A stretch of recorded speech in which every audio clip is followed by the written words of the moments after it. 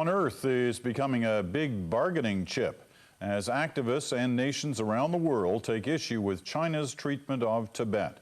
Today, as Lori Graham reports, there was talk of at least a partial boycott of the Beijing Olympics, a thought that sends shivers through athletes who spent their lives getting ready for the Games. Members of Canada's water polo team out for a practice. They're heading to the Olympics for the first time ever. It's a dream come true. It's pretty much the pinnacle of sports. Once you go to the big show and go to the actual Olympic Games, competing against the best in the world, it's incredible. But their Olympic dream could be in jeopardy. Stop Olympic! Stop Olympic! These Tibetan exiles don't believe China's human rights record fits in with the spirit of the Olympics. They've even created what they call a freedom torch, and they intend to carry it around the world, like the Olympic torch, to draw attention to Tibet. And today, French President Nicolas Sarkozy was among the first world leaders to suggest he may boycott the opening ceremonies in Beijing.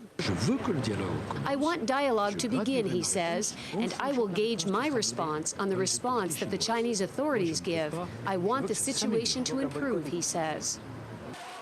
But the situation is nowhere close to improving.